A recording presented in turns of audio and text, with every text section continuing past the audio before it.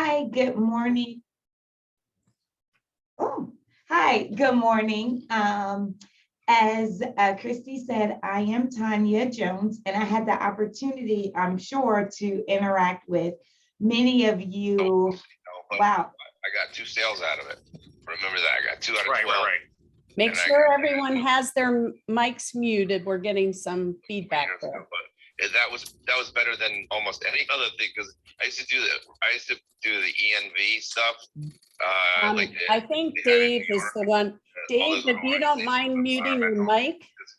Basically the guys, you pay for the guys that go to a bar or, a slash. Let me see. Or I'm going to restaurant, send him a And message. they would all eat and drink, and then you would talk a little bit about your product. You pay for everything. Like stupid. So I always thought that New Jersey. Dave, I don't And know if you can involved hear in it, me. they were I'm going to go great ahead and with try it. to mute him myself. There we go. Sorry about that, everybody. That's the first one for me. Okay, Tonya, go ahead. I'm We sorry. good? All Yeah, we're right. good. Although I I want to think hear we're about the good. bar. I would love to hear about dinner in the bar. We can talk later. Right.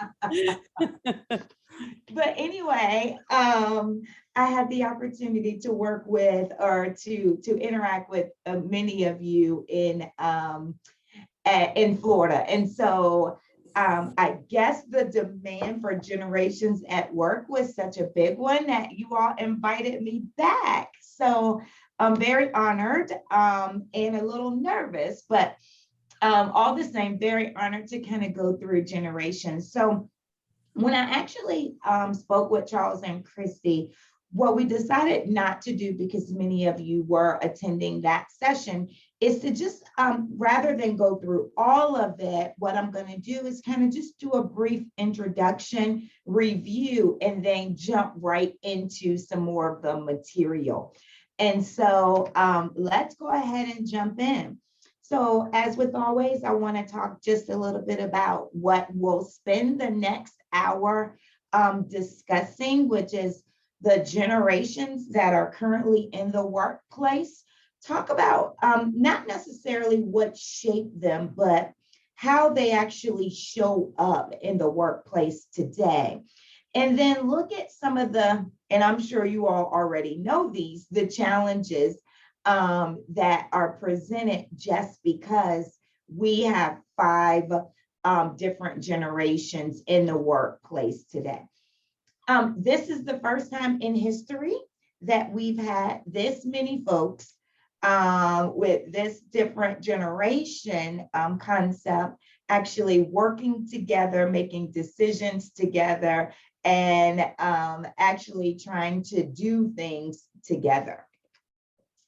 So before we jump into the information, I just wanted to really talk about what a generation is.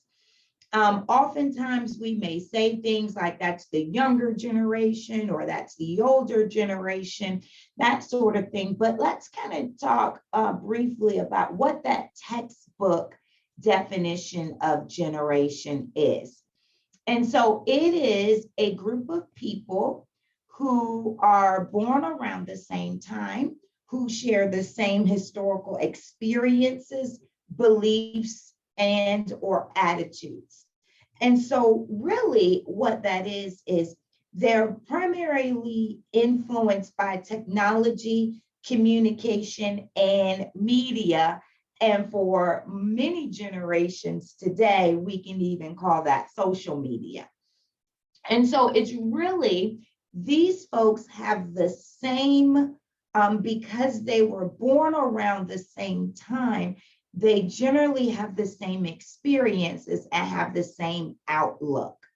Now, one of the things that I do want to mention, and it's really important to get this down, is that it is based on folks who were, so this is based on United States data. Let me give you an example. I'm from Hampton Roads area where there's a huge military population. And so in that case, some folks were not even, they didn't spend their formative years in the United States. They spent their formative years overseas or maybe in Germany or places like that. And so their experiences generationally are going to be different. So just kind of keep that in mind too, because what I want to say, and you'll hear me say often, is this is not intended to box people in. It's really intended, or to put people in categories. It's really intended to open up that box and open up that category so that we can understand each other different, or understand different people. So let's go ahead and move on and take a look at really when we talk about generation gap or generation divide, what that is. This is really because we have different experiences, because we have different historical events that shape our generation, then we have what's called a gap or a divide between the generations. So that means that our values are different, our attitudes are different, our work ethic is different. And typically, this is only experienced in the workplace. Now, some of it may spill over, and I'll just share with you, I am a parent of 2 millennials. And I'll say, oh my goodness, this is just a millennial way of thinking. And my daughter will say, who's older, I'm a millennial, don't put me in the same category as my brother. But it's really just kind of jokingly, but we really take this very serious in the work environment. We may show the generation gap between words or gestures. We have to be careful because sometimes it could be considered discrimination, but it's easy to fix. We can break down that gap or that divide by just doing a couple of things, and we'll talk about them today. So really quickly, let's just take a look at the generations. Now, if you were born, this is based on birth years. If you were born typically 1946 or earlier, you're in that veteran generation. 1946 to about 1964, baby boomers. 65 to about 81, we call them Generation X or Gen Xers. 82 to 2001, those are our millennials. And then 99 to 2020, this is brand new data. They're considered Gen Zs. Now, if you look at the years, you really could have all 5 generations that are employed by you, with you, that sort of thing. I work in healthcare. We have veterans on down to Gen Zs. And so I'm assuming that your work environment could possibly be the same. I spent a lot of time talking with Christy and Charles, and I think they tend to agree with that as well, that it just runs the gamut. Now, I will go ahead and clarify, because this is typically a question that comes up. Well, I'm looking at the dates and I see that me personally, I show up and I was born in 1981, but I'm not more of a Gen X, or maybe I'm a millennial. And that makes sense. Those are called cuspers. And what a cusper is your formative, even though your birth year falls into one of the generations, you identify in another generation because your formative years were spent during that era. So just kind of keep that in mind. That's why we're not using this to box people in or to categorize people, because some folks are different. So really quickly, let's look at the workforce demographics. And I actually double checked this. This is also the presentation that I used in Florida, but I double checked against the Department of Labor statistics just to see if there were changes based on COVID and people exiting the workforce and things like that. And actually, it's still about spot on. So veterans make up about 2% of the workforce. Where are they? They're typically in healthcare and education and places like that. Baby boomers make up about 25% of the workforce. Now, this is a switch because baby boomers now are starting to retire. And so they are not the largest group of employed, excuse me, of the employed anymore. Gen Xers make up about 33% of the workforce. Millennials make up about 35% of the workforce. And then Gen Zs, only about 5% of the workforce. And they typically are in service-oriented fields because they're still really young on the scale of things. Why is this important? This is important because we want to know the demographics of our work environment to know who and what we're working against and for. So for example, I work in healthcare. When I ran the demographics of my environment, our oldest nurse is 78 years old, right? Why is that important? Because we want to capitalize on that experience. We want to showcase that experience, but then we also want to be sensitive to the needs and wants and desires of someone that's a veteran versus someone that's in a Gen Z. So when we look at the veterans, and I'm just going to kind of run through this quickly, and we'll also provide this updated PowerPoint for you as well to refer to. But when we look at the 2% of veterans, what's their mantra? An honest day's work for an honest day's pay. Statistically, they are considered the most loyal workers. Well, why is that? Because they may work one job, retire, work two jobs, retire. They didn't really job switch or company switch. They're highly dedicated and dependable. And when we look at their work ethic, their values, those sorts of things, they're really shaped by, look at this, war, Great Depression, and then post-war boom years. So when you look at a veteran, they probably faced some of the hardest times economically, politically, things like that, than any of the other generations. They experience rations and having to stand in line for things, not knowing where their next meal is going to come from. And that's just not individually, they actually experience that generationally. So we realize that we are truly shaped as individuals by our experiences.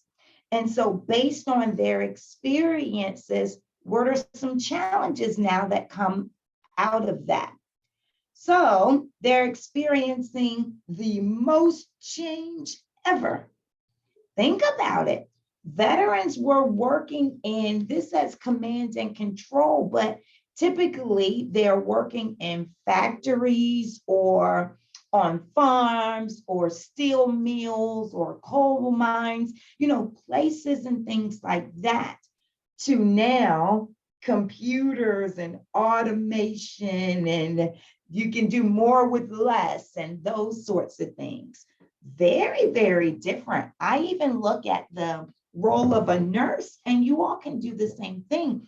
Think back to the roles that you play and what that looked like 50, 60 years ago. So how do we work with them? What are some work characteristics about our veterans? Well, veterans really respond best to leaders who respectfully assert their authority and demonstrate a clear track record of success. And so many times our veterans are older and more experienced than even the managers they report to. And so we have to be mindful of that. They tend to be very uncomfortable with ambiguity, which is, we don't know what it is, right? I need to know what's going on and change. And they tend to be more uncomfortable with conflict. And so now I just want to state the disclaimer again that although we're using this in an overarching kind of thing, you may find veterans that do not fall into these categories, and that's perfectly fine as well. So let's take a look really quickly now at the baby boomers. And remember, this is just a quick overview. We're going to get more into this. So baby boomers mantra is there's no such thing as a 9 to 5. And at the conference, we actually had a lot of fun with this, right? And so boomers, because there were so many boomers, that they were all vying for the same, they're all vying for the same promotions, the same raises, the same jobs.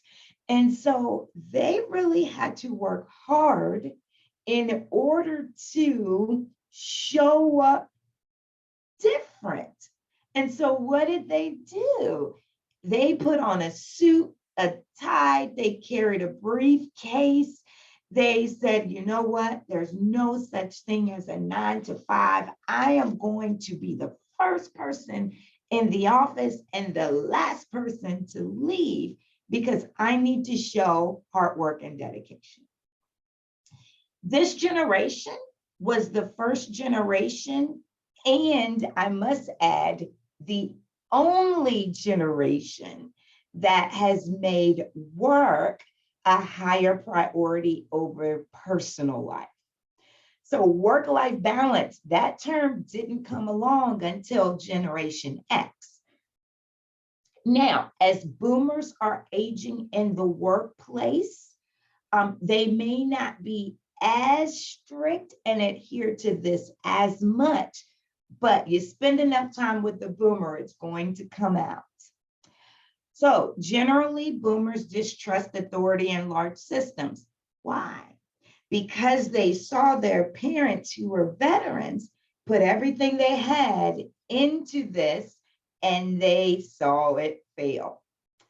So boomers' values are shaped by, so when you look at veterans, their values are shaped by upheaval, right, and wars. Whereas for boomers, their values are shaped by time to speak out, civil rights, activism. When war was, everyone is going to war and they support it and it's their honor and duty. Boomers said no. Their mantra was, hell no, we won't go, or, make love, not war, that sort of thing.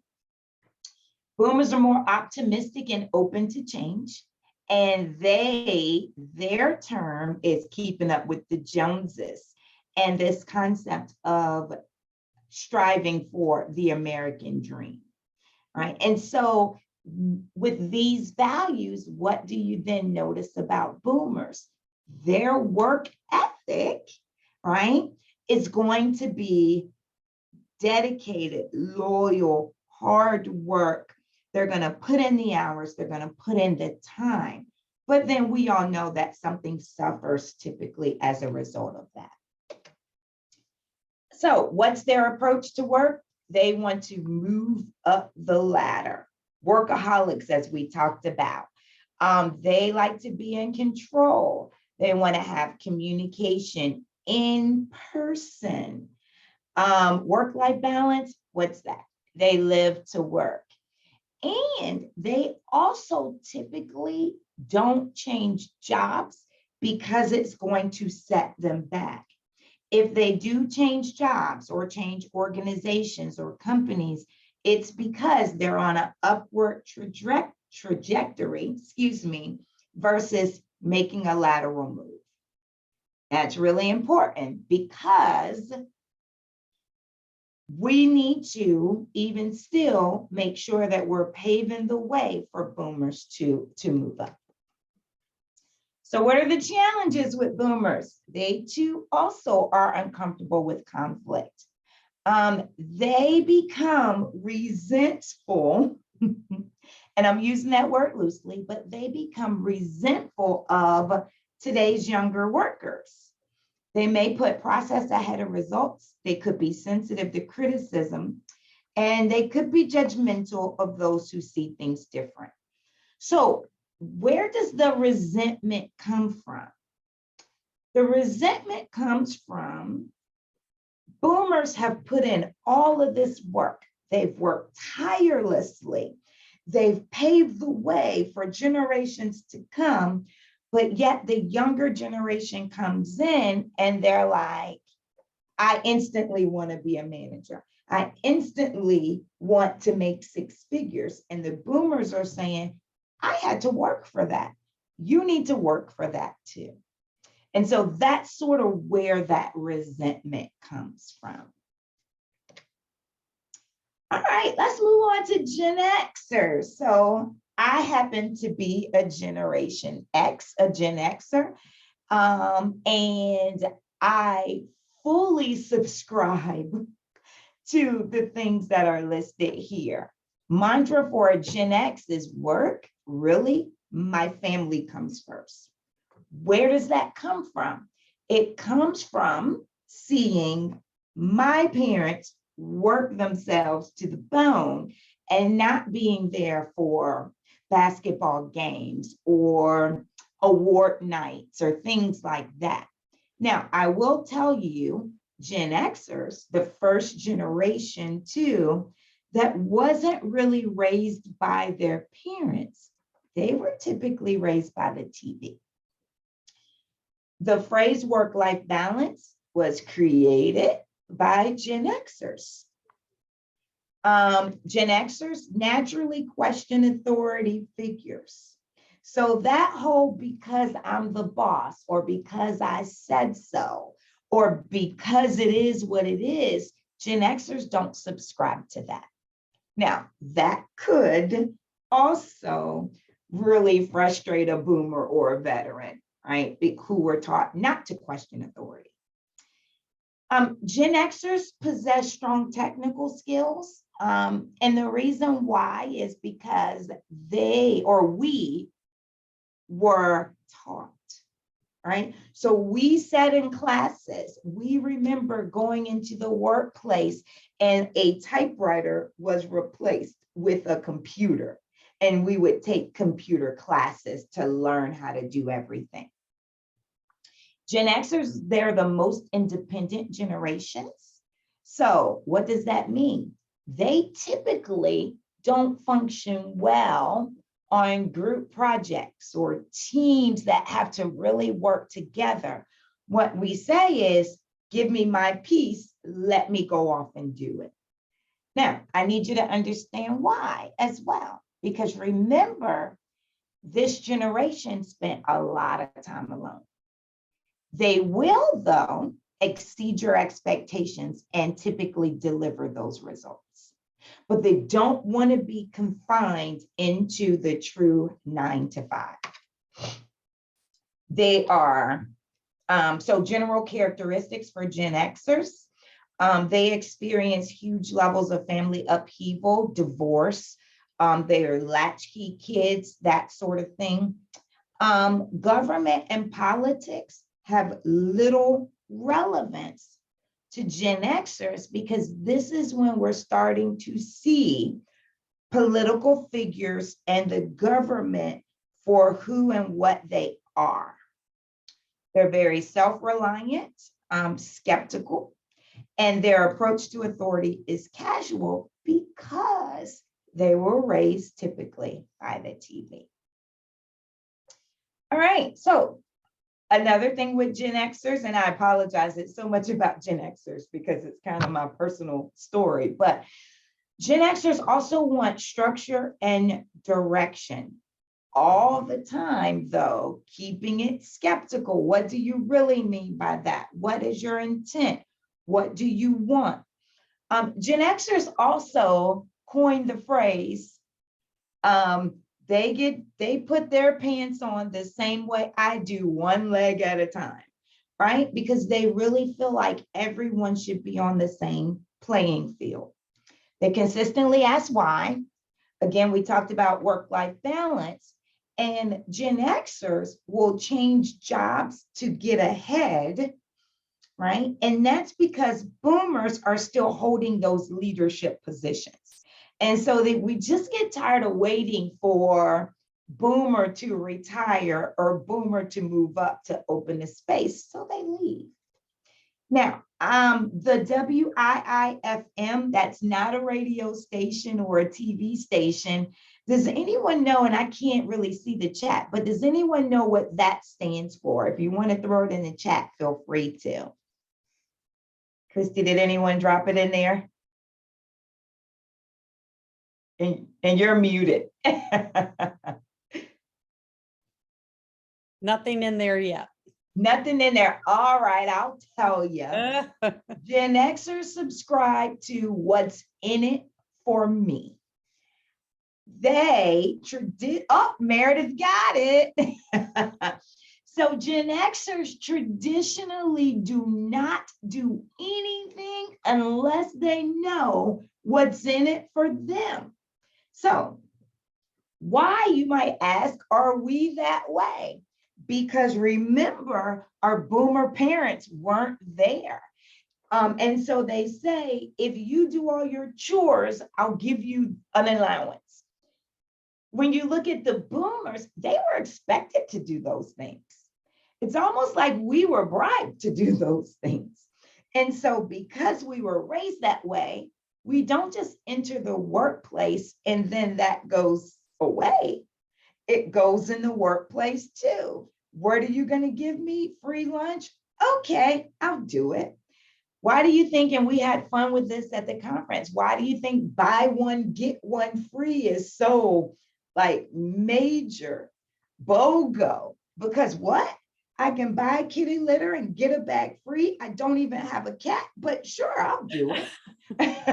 Right? Those are the things that we do because it was ingrained in us to do. So let's go ahead and move on. Challenges. So because boomers, you raised us this way, what are our challenges? We're very impatient.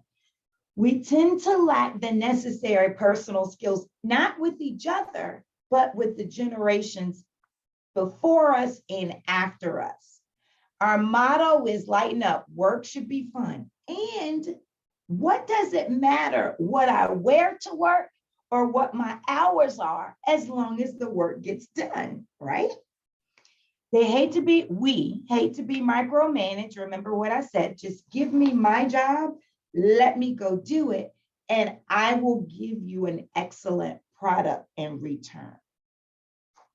They learn quickly and really, really like the informality of it all. It's interesting. I'll just share this personal story before moving on, but a story of a Gen Xer is we like the Robert's rules of order, how you should manage a meeting. Like all of that stuff went out the window when Gen Xers got in because they started doing things a lot differently. So we'll get into millennials really quickly. Millennials, you ready? I got this is their mantra. What I say is, I got this. Millennials will say, I got this. They'll leave you as the leader. Go figure out how to do it, and then they'll come back with it done. So they really, really don't got this. So they're overly optimistic. They're very resilient, and they are the most diverse generation out of them all. Their approach to work, they want to do many, many things at once. As leaders, we have to really work with them to make sure that they are doing those things with excellence. They're very collaborative, they're very creative. They want to communicate email, and what I'm hearing is voicemail is off the table now. Their work-life balance is because they have social obligations, and job changing is a part of their daily routines. I don't know about you all, but for millennials, what I have seen, there is no, they have no qualms about having a 5-page resume at 29 or 30, and they've done 12 different jobs. Whereas we would cringe at that in Generation X or even boomers. Millennials, this is, you've been at your job how long? 2 years? What's wrong with you? And we have to be open to that. So what are the challenges of millennials? They need supervision. They have very limited social skills. They want to be heard. They have huge expectations. As I mentioned before, what do you mean I can't make six figures coming in the door?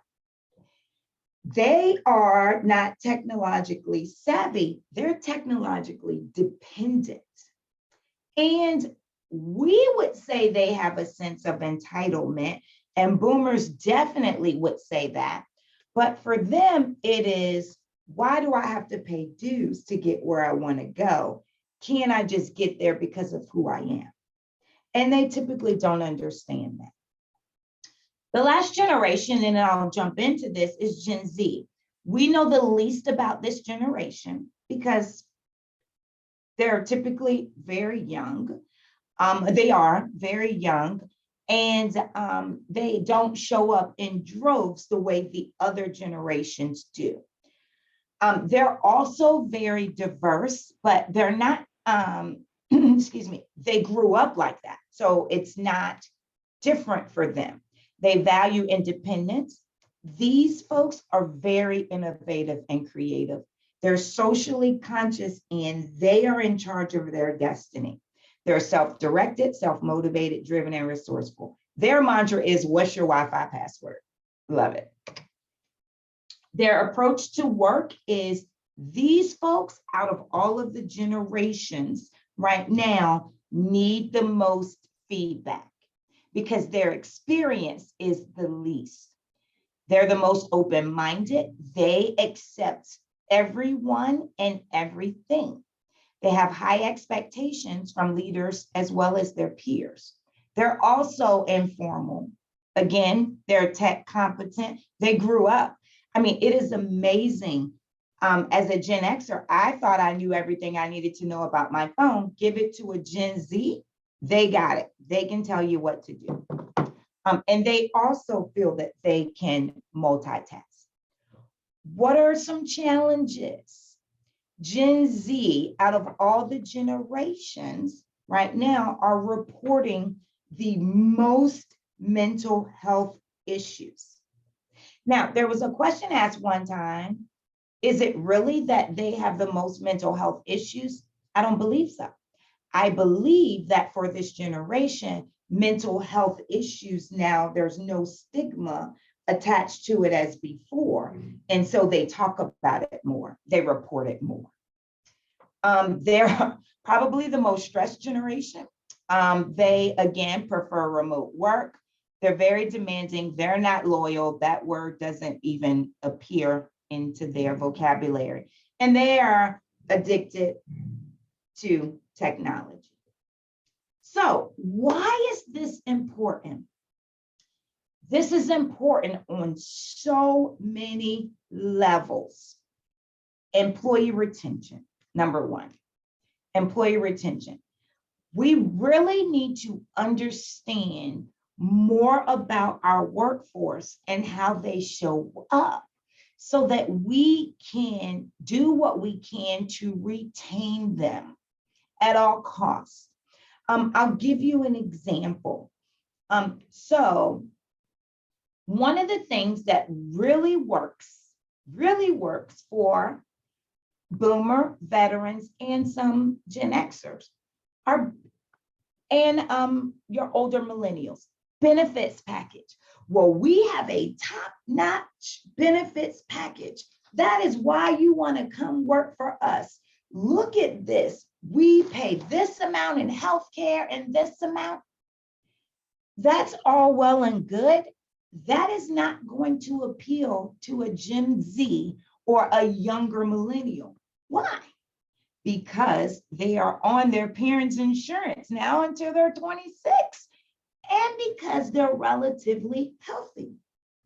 So if we're looking at retention, then we need to understand the needs and wants of that generation to not throw out a one-size-fits-all approach.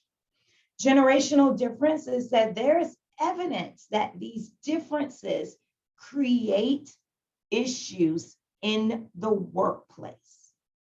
Values and beliefs, they impact how people show up. And if we don't show empathy, compassion, understanding of each of the generations, then it could move into conflict. And then on top of that, it really could lead to age discrimination. So when we say things like, I have children older than you, or I'm old enough to be your grandmother, or all these young folks have no work ethic. Those are things that from an HR side could get us in a lot of trouble. So it's ageism, and we have to be very careful with that. So how do we bridge the gaps? What do we do? So veterans, make sure that we are leveraging their loyalty, their commitment, their work ethic, and things like that. Even though they want to be left alone and do their job, check in on them, provide them with different opportunities, appreciate the stories and the things that they bring to the table. What motivates them? Their experience, their perseverance, their knowledge. They're still old school, so they like handwritten thank yous. They want you to come to them and have conversations with them and things like that. This group, they love to be rewarded for a job well done. Plaques, service awards, things like that. Don't completely take that off the table. There are some things as society changes that we've put into practice in our environments, in our workplaces, and we haven't really taken into account the different generations. For example, what do your service awards look like? You know, are you just giving out points and they get to go on and collect all of these points and do certain things with? Is that open to our veterans? Do they know how to do that? Those sorts of things. How do you get along? Honor the chain of command. Value them, value their experience, appreciate them, communicate, learn the history from them. So I'll move on because we typically have more of the other generations in our workplace. Baby boomers. What do baby boomers need to feel valued? Give them projects and let them own it. Let them make a difference in the work environment. Give them lots of public recognition. Now, is this true for all? May not be true for all, but for the most part, boomers love this stuff. We talked at the conference. What does a boomer's office look like? I don't know if you all can see my office. I have a picture of fish. I'm a Gen Xer. But boomers usually have their plaques up and awards up and things like that because they work hard for that and they don't take that lightly. Give them perks if possible. Get a consensus from the boomers and include them. They don't want decisions to happen to them. They want decisions to happen with them. Assist them in gaining name recognition throughout the organization. So if they did lead a project, make it known. This project was led by Tonya Jones. Even though there were a group of people that worked on it, she actually led those things. Boomers really, that motivates boomers. Okay. All right, how do you get along with boomers? Show respect. Give them their attention, give them your attention. Use their titles when appropriate. And what that means is if they're a doctor, call them doctor. If they are a colonel in the middle, you call them those things because, again, boomers worked hard to get that recognition, and we don't want to approach boomers lightly. So how do you inspire and motivate? Communication, face-to-face, treat them as equal. They're democratic, right? They want to flexible work schedules because now our boomers are now dedicated to their grandchildren. And so they show up a little different. Leverage their knowledge and experience and always give them the opportunities for collaboration and teamwork. So let me just share this before I move on. Boomers work best with Gen Xers. Veterans work best with veterans or on their own. Boomers work best with Gen Xers. So why is that important? As you're putting teams together, as you're putting work partners together, things like that, their relationship together works really well. So when we move on to Gen Xers, how do you bridge those generation gaps? Provide opportunities to let them learn new skills. Gen Xers learn for the sake of learning. They're motivated by doing things the way that they see it. They want to do things different. They don't like mundaneness or monotony. Give them as much freedom as possible and give them time to do other things. That's important. So for boomers, that financial part is very important and their motivator. For Gen Xers, is time off, things like that. So I know we're coming to time where we want to open up discussion, but I'm going to ask just for a couple more minutes, and what you can do so that we can keep track is, as you have questions, go ahead and throw them in the chat, and then we will address all of those. All right, Gen Xers, remember that this is important. I found this and I was like, very interesting. 66% of Gen Xers are women, 55% are men. And there's no difference in what they want in the job. They want casual supervision. Work-life balance is key to Gen Xers. Even as some Gen Xers now are younger grandparents, they still want work-life balance. Gen Xers are just as loyal now as boomers are.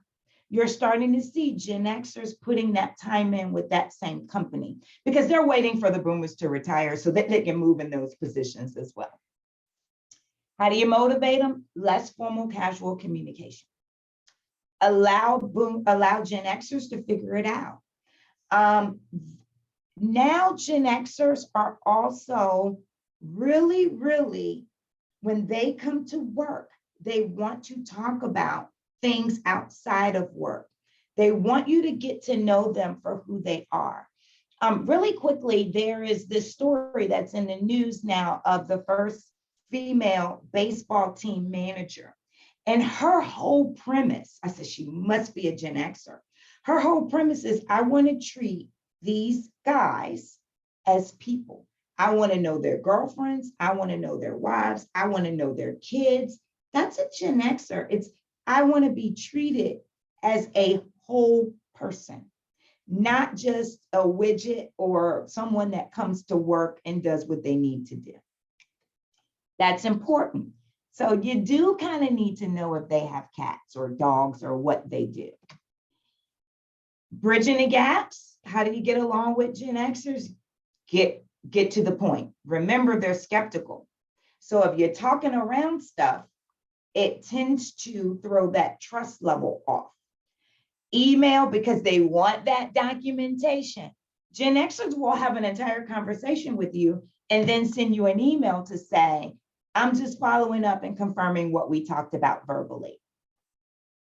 Get over the notion of paying dues and doing time. Always provide them with what's going to benefit them. And then, as I added here, appreciate their discussions and willing to share about their family and their personal life. So let's talk some about the millennials. Millennials love to work on teams. Their entire life has been around teams and teamwork, and let's do this together, and we're better together, and that sort of thing. So we really want to appreciate that, but make sure the team that they're on is, if it is led by a millennial, it's a strong leader millennial. Because if not, then they're all going to kind of go astray. You want to provide extensive orienting, mentoring, and coaching. Do not label. So we want to stay away from, oh gosh, those millennials, or oh gosh, your work ethic, or oh gosh, this, that, and those kids, or those girls or boys, things like that. We still must respect each other. We want to emphasize the opportunity that they're learning from their peers who are as equally bright and equally creative as them. Share the impact that they have on the organization and give them lots of training, because we now are building them up to take boomers and Gen Xer space. And so we want to make sure they have as much training as they can. How do you inspire and motivate them? Well, we know millennials on down are all about texting, IM, Snapchat, social media, those sorts of things. We can't outlaw those things. We have to invite those things into our workplaces because this is what they thrive on. We want to let them know all the time how they're making an impact and how they fit in to the bigger picture. Leverage their technical savviness. Coach and mentor them and make sure we're providing them time for those social engagements, because that's what's important to them. How do you bridge the generation gaps? Remember not to talk down to them. Leverage their technical skills, as we talked about. Constantly seek and provide feedback and input to them. And we have to be careful. I even have to check myself, and I teach this stuff, not to compare them to our kids, because they are not our kids. And when we start to do that, they will rebel because they don't appreciate it. And we shouldn't do that anyway. So just be mindful of that. Gen Zs, how do we get along with the Gen Zs, right? So we want to engage them competitively. We don't want to use so much virtual and technology that we don't have face-to-face interaction. We have to know as well that these are the most socially awkward of the generations because they spend a lot of time virtually. Even school for them is virtually. Give them a voice because they are socially connected, and allow them the opportunity to contribute, create, and learn. How else do we do it? Get their ideas. We have to learn not to discount this generation because of their age, because they look at things different. They bring different things to the table. They know all about TED Talks and YouTubes and all of these things, and they're very socially conscious. They have a sense of self-identity. They're very independent, and they are diverse. So they always give me the least amount of time. I can spend hours talking about this stuff, but what's the whole point? The whole point is we want to make sure that we understand what motivates and what the needs are of each of the generations so that we have a fair representation of all. Because they make the best employment pool. We want to also ensure, and I can't say this enough, that our practices, policies, and procedures actually are inclusive of all. We talked about benefits earlier, but I also give the example of what does your bereavement policy look like? And that, so if it says it must be an immediate family member, we have to look at the different generations, because a Gen Z, their neighbor could be like a mother to them. Their cousin could be like a brother to them. And because we don't understand it, doesn't mean that it's not equally as important for all the generations. We need to be aware of generational differences, but not generational biases. As I had my disclaimer earlier, we want to know our employees as individuals. Just because this sounds true for everyone, it may or may not ring true at the end of the day. So that's why we want to get to know them for who they are, take heed to this, but also understand their needs. And as I mentioned before, the two generations that work best together are Gen Xers and Boomers. Millennials work well with other millennials. And then Gen Zs, we're still trying to figure it out. But really leverage on that information so that when you are putting folks together, you have a true representation of all the generations. So I encourage you to really, truly think about, and I know this was really quick, but to think about you yourself and the role that you play, knowing these things about the different generations. What should you stop doing? For me, every time it's I need to stop comparing the Gen Zs and millennials to my kids. Need to stop doing that. What do I need to continue doing? For me, I need to continue to ensure that the representation on my team is as diverse generationally, as it is gender, culture, and other things. And what do I want to start? Me personally, I want to know more about Gen Zs. They're phenomenal to me. And so I want to learn and know more and spend more time with them and just getting to know them rather than saying, my kids are older than them, I don't need to interact with them.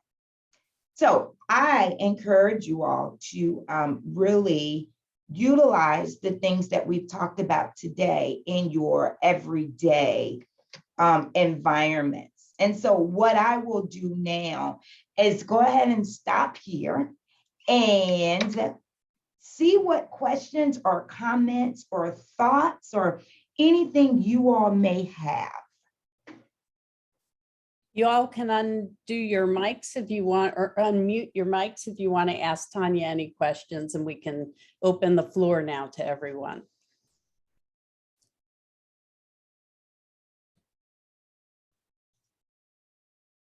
No questions out there?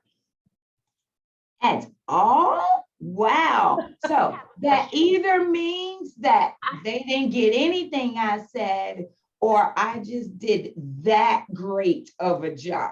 I'm not sure. Oh, here we have a question.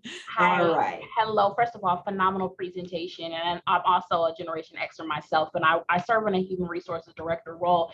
And I have a question about how can you understand these different generational ideals without alienating the other generation? So how is it that I can, understand what Generation X is going through and the millennials and baby boomers, but not alienate our veterans or our other generations? Because I want to be equal across the board, but I know that we can't be equitable across the board. So how do we do that in a sense to make everybody feel like they're a part of all of this? And I'm assuming this is Tamika, right? That is me. All right. Great question. I'm asked that question all the time as well. You being in HR, this is what I would say do. And you may already have this in place. Put together focus groups for the generations. right? So, and you can do that, right? So I want a focus group for a baby boomer generation, a focus group, or not even a focus group, maybe an interest group, right? And then you ask them because they will tell you, right? And then you begin to, I don't want to use the word capitalize, but you get so much feedback when you put together like groups in this case than you would putting together multi-generational groups.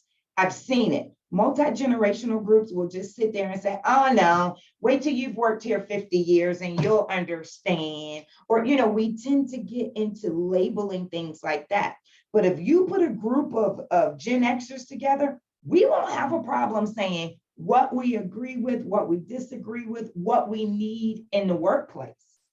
And I will, or you can, if that's too much to do, you can even do generational surveys. You ask the same questions, but then you are very intentional on who you send it to and then compare that data. That would be one of the things that I would say. And then we have to, when we're creating policies and procedures and things like that, we have to get out of our boxes and our narrow way of thinking, because just by doing those things, we alienate people. For example, I'll share this, dress code policies. If you have a dress code policy that is so very strict, chances are a boomer created it, right? Because that was very important in the boomer career and workplace. I watched a TV show this morning and they were saying sweatpants are the new khakis. How do you dress them up to wear them to work? And I was floored, right? As a Gen Xer, but a millennial or a Gen Z would say, yeah, how do I dress them up to wear to work?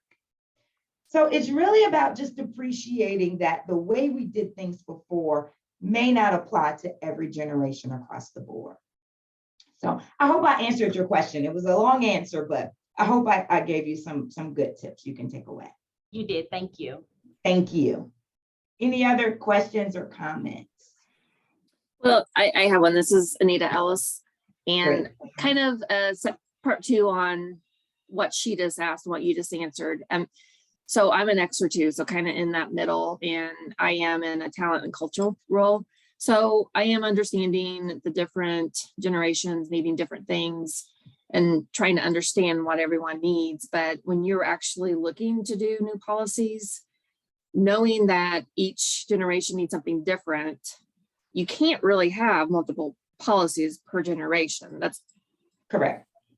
So then you try to encompass a policy that includes across all generations, which is impossible. So where does that leave us? Great question. So I'll pick on my organization because I know it, I spent 15 years in HR here. So one of our policies, so tattoos, this was a true issue. Most people don't just wake up typically, they don't wake up in their 40s and say, I want to go to nursing school and I want to be a nurse, right? And then go to all that schooling and 50 years old, they're a new nurse. Not that it's impossible, but usually people don't do that. So what we were finding is the majority of the workforce that's coming in nursing, they're younger. And tattoos no longer have a stigma attached to it that they did in veterans and boomers ages, or even in Gen X's, as long as you can cover it up. I mean, they're getting them on their necks and on their face and, that sort of thing. So what we found was we couldn't hire people because we said we can't hire you with visible tattoos. So what we ended up doing was revamping the policy and saying, okay, we cannot say you can't work here with a tattoo. Let's put some guidance around it. The tattoo can't be offensive. It can't be covering your entire face, things like that. So then it still met the needs of all the generations. And then we put a caveat, always be mindful of your patient, Because if your patient feels that it is offensive or that sort of thing, then you may want to cover it up. So there are, and I agree with you, Anita, we can't say Gen Xers, Gen this, Gen that, but are we really truly looking at the policies with an open mind? You know, does your policy say, we'll give you 3 days of bereavement if it's your immediate family member, and then we ask them to show proof that that's their family member, right? So some things we just have, right? You're laughing because you must do it. Do it. So again, does that really make sense if it was their auntie neighbor that raised them, that they're closer to than their mother? And we have to realize that we have those today. So hopefully that helps. Yes, thank you. Mm-hmm. Any other thoughts or questions? No. So I will just share this. I really do hope that you all were able to take something away. Again, that start, stop, continue. If you think about that in the realm of generations, just like we're doing with diversity, because generation is a part of diversity, we want to make sure that we're being inclusive and thoughtful and intentional around our age groups too, and that we don't commit some of those sins that, again, that I know I do and have to pull myself back, that we don't do that either, because we really want to create environments where people feel included and they feel appreciated, and we do respect them as human beings, who they are, and then what they bring to the table. So with that being said, if there aren't any questions or comments, I'll turn it over to Christy. And Christy, what I'll do is unhide all the slides in the presentation, and then I'll send it to you to send out to the rest of the team. That sounds wonderful. I can't thank you enough on behalf of Adam and all the attendees for all that you've taught us both times at the fall conference and today. And feel free, anyone, if you have questions that you think of after, that you can email me and I'll get them to Tonya and connect you. Thank you, attendees, for coming today. And I hope everyone has a great day, and look forward to doing again soon. Thank you all. Enjoy Thanks, the rest everybody. of your day. Take Thanks, care. Tonya. You're welcome. Bye. Bye-bye.